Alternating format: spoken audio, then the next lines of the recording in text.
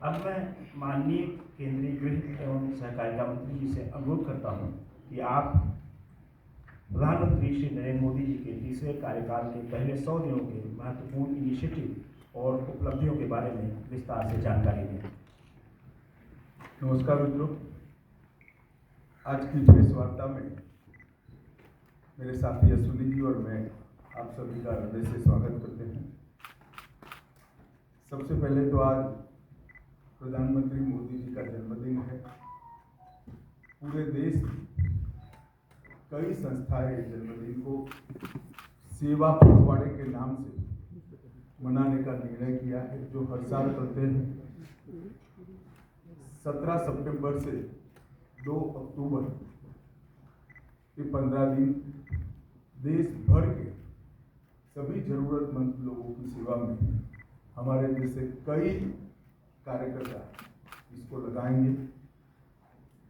प्रधानमंत्री जी एक छोटे से गांव के गरीब परिवार में जन्म लेकर दुनिया के सबसे बड़े लोकतंत्र के प्रधानमंत्री बने।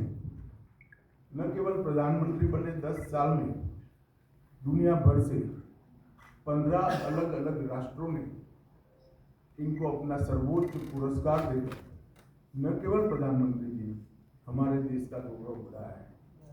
और देश की 140 करोड़ की जनता बहुत मन के साथ इनके दीर्घायुष के लिए प्रभु प्रार्थना कर रही है। मैं और अश्विनी जी भी वो प्रभु प्रार्थना के साथ अपने आप को संबद्ध करते हैं। मित्रों, आज की प्रेस वार्ता मोदी जी की तीसरी सरकार के पहले 100 दिन के कामकाज पर आपको सूचना देने के लिए बुलाई गई है। जैसा आप जानते हैं, लगातार 10 साल भारत के विकास को समर्पित, भारत की सुरक्षा को समर्पित और भारत के गरीबों के कल्याण को समर्पित सरकार चलाने के बाद इस आम चुनाव में तीसरी बार भारतीय जनता पार्टी को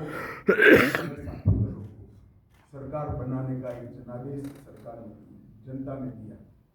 इसके परिणाम स्वरूप 60 साल के बाद पहली बार कोई एक नेता तीसरी बार अपनी घोषणा के साथ देश का प्रधानमंत्री बनकर देश का नेतृत्व कर रहा है। 60 साल के बाद पहली बार देश में राजनीतिक स्थिरता का माहौल आया है और नीतियों के सातत्य को भी हमने अनुभव किया है। और नीतियों की दिशा, नीतियों की गति और नीतियों को क्रियान्वयन करने की सटीकता, ये तीनों 10 साल तक बरकरार रखकर 11वें साल में प्रवेश करना मैं मानता हूँ बहुत कठिन है। दुनिया के कई देशों में भी देखा गया, जहाँ एक प्रकार से वाइब्रेंट लोकतंत्र है, वहां पर ऐसे बहुत कम ही उदाहरण दिखाई पड़ते हैं। और इसका कारण है कि इस 10 साल में देश की बाहरी सुरक्षा, देश की आंतरिक सुरक्षा और देश की रक्षा प्रणाली, इसको मजबूत कर एक सुरक्षित भारत बनाने में नरेंद्र मोदी सरकार ने बहुत बड़ी सफलता मोदी जी के नेतृत्व में प्राप्त की है। शिक्षा के अंदर आमूलचूल परिवर्तन, हमारे चिर पुरातन शिक्षा शैक्षणिक मूल्यों को समाहित करते हुए, हमारी भाषाओं को गौरवान्वित करते हुए और आधुनिक से आधुनिक शिक्षा को समाहित करते हुए नई शिक्षा नीति लाने का काम नरेंद्र मोदी जी ने किया है। जब मेक इन इंडिया का नारा दिया गया, काफी लोग इसका मखौल उड़ाते थे, मगर आज मैं बहुत फख्र के साथ कह सकता हूँ कि भारत पूरी दुनिया में उत्पादन का सबसे चहेता केंद्र बन चुका है और ये वास्तविक हमारी डिजिटल इंडिया की योजना को दुनिया के कई देश समझना भी चाहते हैं, स्वीकारना भी चाहते हैं और उसको अपने विकास का आधार भी बनाना चाहते हैं। इकोनॉमी के 13 पैरामीटर्स में, चाहे बैंकिंग हो, चाहे मुद्रास्फीति हो, चाहे विकास दर हो, हर पैरामीटर में हमने डिसिप्लिन लाई है और प्रगति भी की है। अंतरिक्ष के क्षेत्र में आज सभी लोग भारत को भारत का अंतरिक्ष के क्षेत्र में भविष्य उज्जवल है, इसको एक्नोलेज करते हैं। 10 वर्ष में आजादी के बाद पहली बार दुनिया ने रीढ़ की हड्डी वाली विदेश नीति को देखने का मौका मिला है। भारत की विदेश नीति में मेरे जैसे कई लोगों को रीढ़ की हड्डी दिखाई नहीं पड़ती थी, अब भारत की विदेश नीति में रीढ़ की हड्डी दिखाई पड़ती है। 10 साल में देश के 60 करोड़ गरीबों को एक ही 10 साल घर, शौचालय, गैस, पीने का पानी, बिजली, 5 किलो मुफ्त अनाज और 5 लाख तक की स्वास्थ्य की सुविधाएं देने का काम नरेंद्र मोदी जी ने किया है। और हमें लक्ष्य लेकर चले हैं, जब चुनाव में जाएंगे इस देश में कोई व्यक्ति घर बगैर का नहीं होगा। युवाओं के लिए ढेर सारे मौके आज भारत का युवा भारत के नए प्लेटफॉर्म पर खड़ा होकर विश्व के युवा के साथ दो हाथ करने के लिए सुसज्ज है। हमारे किसान के लिए भी ढेर सारी योजनाएं इसके मूल विकास को और उसके संपन्नता को ध्यान में रखकर लाए गए हैं, जिसके देश के अनाज के भंडार भी बड़े रहेंगे, आत्मनिर्भर होकर हम एक्सपोर्ट की स्थिति में आएंगे और किसान की माली हालत भी सुधरेगी। अमृतकाल का जब वर्ष आया, मैं इसका कई सारे सुझाव और मोदी जी ने हमेशा की तरह अपनी अनूठी स्टाइल से अमृत काल के वर्ष को इस तरह से मनाया कि जब अमृत काल का वर्ष समाप्त हुआ तो अमृत काल शुरू हुआ और 140 करोड़ लोग 2047 में महान भारत की रचना के संकल्प के साझीदार बने और भारत के विकास की यात्रा के भी साझीदार बने। एक प्रकार से 140 करोड़ की जनता को इतने महान लक्ष्य के साथ जोड़ना एक बहुत बड़े विश्वसनीयता का प्रमाण है जो मोदी जी में देश की जनता देखती है। तीसरे मैंडेट के बाद 100 दिन समाप्त हो रहे हैं। 100 दिन में लगभग 15 लाख करोड़ रुपए की परियोजनाओं को चालू किया गया है। 100 दिन को मैंने 14 स्तंभों में बांटा है। मैं एक एक कर सबके लिए कुछ न कुछ कहना चाहूँगा। इंफ्रास्ट्रक्चर का जहाँ तक सवाल है, 100 दिन में 3 लाख करोड़ की परियोजनाएं हमने घोषित भी की है, इम्प्लीमेंटेशन भी शुरू हुआ है। महाराष्ट्र के वर्तमान में 76,000 करोड़ की लागत से मेगा पोर्ट बनेगा, जो पहले दिन से ही विश्व के 10 प्रमुख बंदरगाहों में शामिल होगा। 49,000 करोड़ की 25,000 अनकनेक्टेड गांवों को जोड़ने की योजना, ये योजना 100 की आबादी वाले गांवों को भी जोड़ेगी। तो एक प्रकार से मजले, टोले और आदिवासी क्षेत्रों की छोटी वसाहतों को भी अब रोड से बारमासी कनेक्टिविटी दी जाएगी। 50,600 करोड़ की लागत से भारत के बड़े रोडों को भी बढ़ाने का निर्णय नरेंद्र मोदी सरकार ने किया है। वाराणसी में लाल बहादुर शास्त्री इंटरनेशनल एयरपोर्ट, पश्चिम बंगाल में बागडोगरा, बिहार में बिहटा में उन्नयन और अगत्ती और मिनीपोल में नवी हवाई पट्टी बनाकर पर्यटन को बढ़ावा देने के लिए आगे बढ़ेगी। बेंगलोर मेट्रो के phase 3, Pune metro, Thane integral ring metro और कई सारे मेट्रो के प्रोजेक्ट भी हमने इस 100 दिन में आगे बढ़ाए हैं। किसानों को और कृषि का जहाँ तक सवाल है, 70वीं किस्त प्रधानमंत्री किसान सम्मान योजना की 9.5 करोड़ किसानों को 20,000 करोड़ रुपया वितरित किया गया और अभी तक कुल 12 करोड़ 33 लाख किसानों को 3 लाख करोड़ रुपया वितरित किया गया है। खरीफ फसलों का MSP बढ़ाया गया है। मैं MSP पर जरूर कहना चाहूँगा कि आप लोग भी आंकड़ों का अध्ययन करिएगा। यूपीए सरकार और कांग्रेस की राज्य सरकारों से कई गुना ज्यादा MSP की खरीदी भारतीय जनता पार्टी की नरेंद्र मोदी सरकार ने की है, हमारी NDA सरकार ने की है।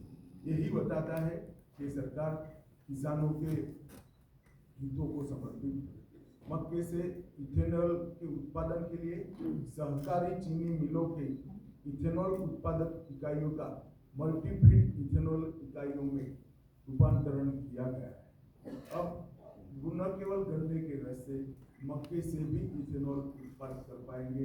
तो जिस वक्त देश में चीनी की जरूरत होगी तब गन्ने का रस का उपयोग नहीं होगा, मक्के का उपयोग होगा, और चीनी ज्यादा होगी तब चीनी के रस से इथेनॉल बनेगा। हमने प्याज और बासमती चावल की न्यूनतम निर्यात मूल्य MSP को हटा दिया गया है। प्याज पर निर्यात शुल्क 40% से 20% करा है, और एग्रीश्योर नाम का एक नया फंड लॉन्च करने का भी हमने काम किया है। मध्यम वर्ग को भी 100 दिनों में कई सारी राहत दी गई है। टैक्स राहत 7 लाख तक की आय पर अब कोई टैक्स नहीं लगेगा। वन रैंक वन पेंशन का तीसरा संस्करण लागू कर दिया गया है, और 3 करोड़ घर प्रधानमंत्री आवास योजना के तहत स्वीकृत किए गए हैं। शहरी योजना के तहत 1 करोड़ घर और ग्रामीण इलाकों में 2 करोड़ घर। प्रधानमंत्री सूर्य घर मुफ्त बिजली योजना एक प्रकार से 2024 के बीच 2.5 लाख से ज्यादा घरों में सौर ऊर्जा का सिस्टम अब तक लग चुका है। एक अनूठी योजना है जिससे मध्यम वर्ग के परिवारों का बिजली का बिल तो मुक्त हो ही जाता है, साथ में सौर ऊर्जा के हमारे लक्ष्य की पूर्ति के लिए भी वो कंट्रीब्यूट करते हैं। PM ई-बस सेवा एनवायरमेंट फ्रेंडली सिस्टम तैयार करने के लिए लगभग 3400 करोड़ की सहायता से हमने PM ई-बस सेवाओं की स्वीकृति की है, और स्टार्टअप को वित्तीय राहत और इनोवेशन को बढ़ावा देने के लिए स्टार्टअप पर 31% का बोझ डालने वाले एंजल टैक्स को समाप्त करने का भी निर्णय भारतीय जनता पार्टी की सरकार ने किया है। National industrial corridor development programme के तहत 12 इंडस्ट्रियल जोन बनाए जाएंगे। जो 12 इंडस्ट्रियल जोन बनाए जाएंगे वो कहीं न कहीं बड़े नेशनल हाईवे से लिंक होंगे, इसके आसपास होंगे। ये national industrial corridor development programme के तहत 12 इंडस्ट्रियल जोन देश के हर क्षेत्र में बनाने का हमने निर्णय किया है। सबसे महत्वपूर्ण निर्णय मध्यम वर्ग के लिए मुद्रा ऋण की सीमा 10 लाख से बढ़ाकर 20 लाख कर दी गई है। पुराने ऋण का जिन्होंने सफलतापूर्वक भुगतान किया है वो सभी को इसका फायदा मिलेगा। MSME के लिए क्रेडिट गारंटी स्कीम शुरू की गई। छोटे व्यापारियों और छोटे उद्यमियों को बिना गारंटी से इससे ऋण मिल पाएगा, और उनके व्यापार को नई सरलता और सामर्थ्य दोनों मिलेगा। सशक्त युवा किसी भी देश के विकास की प्राथमिक शर्त है। 2 लाख करोड़ के PM पैकेज की घोषणा हमने की है, जो 5 साल में 4 करोड़ 10 लाख युवाओं को इसका लाभ पहुंचने वाला है।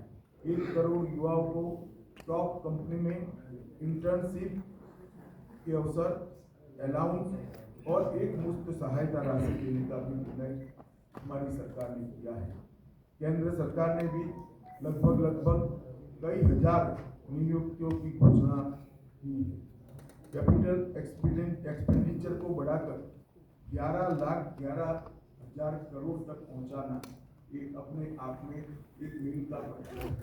इससे कई युवाओं रोजगारी के नए अवसर पैदा होंगे और हमारा इंफ्रास्ट्रक्चर भी मजबूत होगा। PLI स्कीम और 12 इंडस्ट्रियल जोन के विकास से भी तजर्बी युवाओं की नौकरियों का सृजन होगा। स्टार्टअप और MSME के लिए जो वित्तीय प्रोत्साहन हमने दिया है वो भी युवाओं के लिए कारगर साबित होने वाला है। दीनदयाल अंत्योदय योजना के तहत 10 करोड़ से अधिक महिलाओं को संगठित कर 90 लाख से अधिक स्वयं सहायता बनाए गए हैं और लखपति दीदी योजना के तहत 11 लाख नई लखपति दीदियों को ये 100 दिन में प्रमाण पत्र दिया गया है। 1 करोड़ से अधिक लखपति दीदियां प्रतिवर्ष 1 लाख रुपया सालाना कमाई कर रही है। ये महिलाओं के लिए 1 लाख का राशि एक स्वप्न माना जाता था। आज वो सम्मान के साथ अपना जीवन जीते। इसके साथ पर्यटन दीदियों जो गाइड का काम करेगी, पर्यटन मित्रों और ड्रोन दीदी के माध्यम से सेल्फ हेल्प ग्रुप और युवाओं को पर्यटन से जोड़ने का काम भी हमने किया है। प्रधानमंत्री जनजातीय उन्नत ग्राम अभियान, इसके तहत 63,000 जनजातीय गांवों का पूर्ण विकास किया जाएगा, जिससे 5 करोड़ आदिवासियों की आर्थिक स्थिति में सुधार आएगा। ये योजना के तहत गांव को प्राथमिक जरूरियातों से और प्राथमिक सुविधाओं से संपूर्ण युक्त किया जाएगा। अनुसूचित जनजाति के दिव्यांग व्यक्तियों के लिए 3 लाख नए पहचान पत्र एक अभियान चलाकर ये 100 दिन में दिए गए। एकलव्य मॉडल आवासीय विद्यालय एक नए पहलुओं के साथ, नए आयामों के साथ फिर से हो रहा है। वक्फ संशोधन विधेयक 2024 वक्फ संपत्तियों के प्रबंधन और संरक्षण और उसके दुरुपयोग तीनों को कमिटेड है और आने वाले दिनों में पार्लियामेंट में इसको पारित किया जाएगा। आयुष्मान भारत योजना आज देश के कई करोड़ लोगों के जीवन का, सरल जीवन का आधार बनी है। 5 लाख तक का स्वास्थ्य से जुड़ा सभी खर्चा एनडीए की नरेंद्र मोदी सरकार उठा रही है और ये प्रधानमंत्री जी का बड़ा महत्वाकांक्षी प्रोग्राम है। अब जैसा हमने हमारे घोषणा पत्र में वादा किया था, 70 वर्ष या उससे अधिक आयु के सभी वृद्ध नागरिकों को 5 लाख तक का मुफ्त कवरेज दिया जाएगा। इसमें जो गरीब घर में 70 साल से अधिक वाले लोग हैं, उनको अपने कार्ड के अलावे और 5 लाख दिया जाएगा। तो उनका कवरेज एक प्रकार से 10 लाख तक दिया जाएगा। करीब 4.5 करोड़ परिवारों के 6 करोड़ वृद्ध नागरिकों को इसका फायदा मिलेगा। इसमें आय की कोई सीमा नहीं रखी गई। 75,000 नई मेडिकल सीटें बढ़ाकर हम मेडिकल एजुकेशन के लिए विदेश पर की निर्भरता को लगभग समाप्त करेंगे। हमारी पूरी रिक्वायरमेंट ये 75,000 सीट बढ़ने के साथ ही पूरी हो जाएगी और इसके लिए हमने 3 साल का लक्ष्य रखा है। नियमित टीकाकरण के लिए, उसको डिजिटल बनाने के लिए यू-विन पोर्टल भी यही 100 दिन में शुरू किया गया और देश के डॉक्टरों के लिए सेंट्रलाइज रिपोजिटरी बनाने का काम भी इसी 100 दिन में हुआ है। 23 अगस्त को पहला अंतरिक्ष दिन मनाया गया है।